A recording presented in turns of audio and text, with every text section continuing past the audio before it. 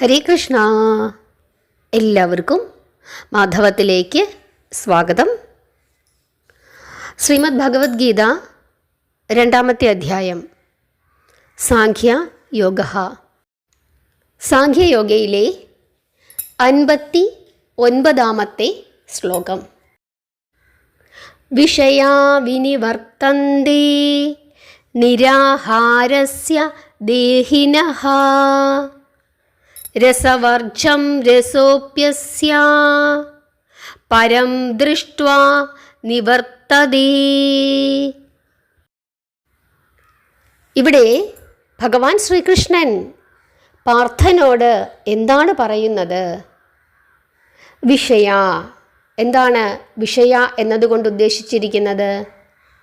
ഇന്ദ്രിയ വിഷയങ്ങൾ. വിനിവർത്തന്തേ, അർത്ഥം എന്താണ്? പിന്തിരിയുക.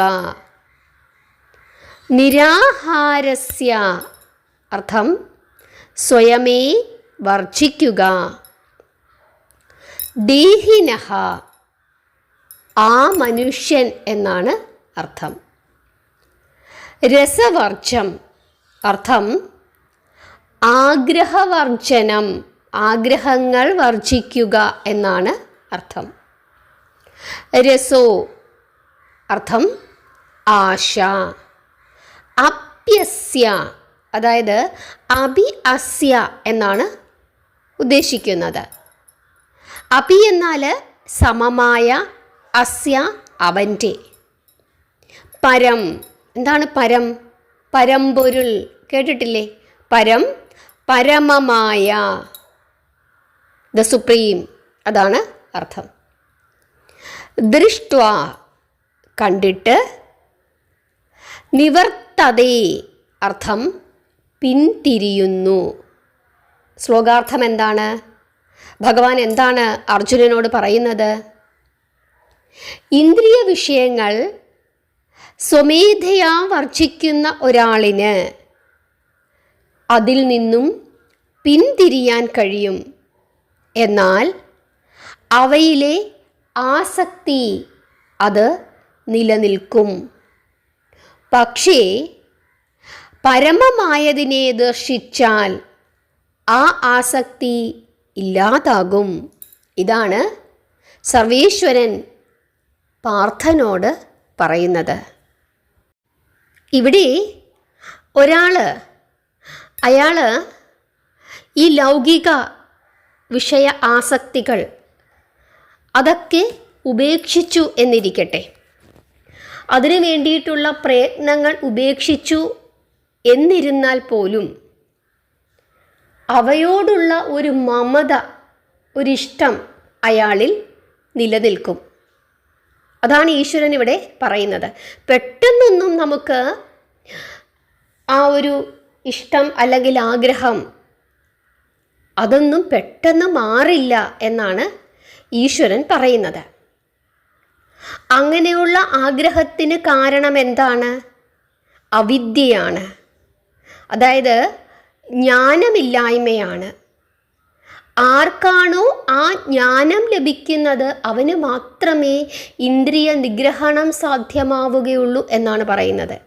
അപ്പം നമ്മൾ എത്ര തന്നെ നമുക്ക് ആഗ്രഹങ്ങളില്ല, അതിലൊന്നും ആഗ്രഹമില്ല, ഈ വലിയ പണം അത് സമ്പാദിക്കുന്നതിലൊന്നും ആഗ്രഹമില്ല, അതിലൊന്നുമല്ല കാര്യം എന്നൊക്കെ നമ്മളിങ്ങനെ പുറമേ പറഞ്ഞ് നമ്മൾ അതിലേക്കൊക്കെ ഇങ്ങനെ നാമമൊക്കെ ജപിച്ച് ഈശ്വരനെ ഒക്കെ പ്രാർത്ഥിച്ച് മറ്റു കാര്യങ്ങളിൽ നിന്നൊക്കെ ഒഴിവായി ഇരിക്കുന്നു എങ്കിലും നമ്മുടെ ഉള്ളിൻ്റെ ഉള്ളിൽ ഇങ്ങനെയുള്ള ആഗ്രഹങ്ങൾ കിടക്കുക തന്നെ ചെയ്യും കുറേ കാലത്തേക്ക്. ശരിയായ ജ്ഞാനം ലഭിക്കുമ്പോൾ മാത്രമേ അങ്ങനെയുള്ള ആഗ്രഹങ്ങൾ നമ്മുടെ മനസ്സിൽ നിന്നും പോവുകയുള്ളൂ. പെട്ടെന്നൊന്നും പോകില്ല എന്നാണ് ഈശ്വരൻ ഇവിടെ ഉദ്ദേശിക്കുന്നത്. പക്ഷേ അങ്ങനെയൊരവസ്ഥ ഉണ്ടാകും. ആർക്ക്?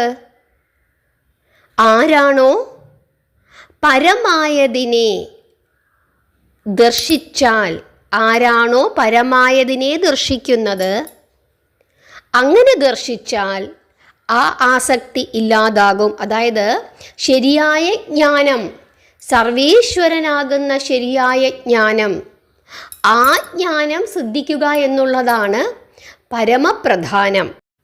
ഏതൊരുവനാണോ അങ്ങനെയൊരു ജ്ഞാനം സിദ്ധിക്കുന്നത് അവന് ഇന്ദ്രിയ നിഗ്രഹണം സാധ്യമാകും, അതിനോടുള്ള ആസക്തിയും ഇല്ലാതാകും എന്നാണ് പറയുന്നത്. നമുക്കറിയാം പൂന്താനം തിരുമേനിയുടെ മകൻ മരിച്ചുപോയി അല്ലേ? കുഞ്ഞ് മരിച്ചു കഴിഞ്ഞപ്പോഴേക്കും പൂന്താനത്തിന് വലിയ വിഷമമൊക്കെ ഉണ്ടായിരുന്നു കുറേ കാലത്തേക്ക്.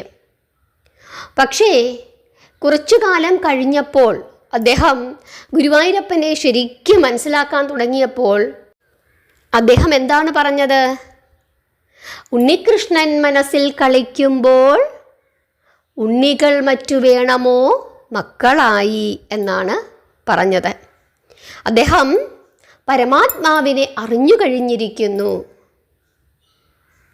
അതാണ് ഏറ്റവും വലിയ സൗഭാഗ്യം എന്ന് അദ്ദേഹം കരുതി. അങ്ങനെ കരുതുന്ന ഒരു ജ്ഞാനിക്ക് എന്തൊക്കെ ദുഃഖങ്ങൾ ഉണ്ടായാലും അതിനെയെല്ലാം മറികടക്കാനായിട്ട് സാധിക്കും. ആ ജ്ഞാനിക്ക് ഇന്ദ്രിയ വിഷയങ്ങളെ അടക്കാൻ സാധിക്കും എന്നാണ് സർവേശ്വരൻ പറഞ്ഞു തരുന്നത്. നമുക്ക് അങ്ങനെയുള്ള ധാരാളം സാധകരെ നമുക്ക് നമ്മുടെ ഭാരതത്തിൽ പല സ്ഥലങ്ങളിലും കാണാനായിട്ട് സാധിക്കും. നിങ്ങൾക്ക് ഈ ശ്ലോകത്തിൻ്റെ അർത്ഥം മനസ്സിലായി എന്ന് വിശ്വസിക്കുന്നു. നിങ്ങളുടെ അഭിപ്രായങ്ങൾ പറയുക. നാമം ജപിച്ചുകൊണ്ടേയിരിക്കുക. ഹരേ കൃഷ്ണ.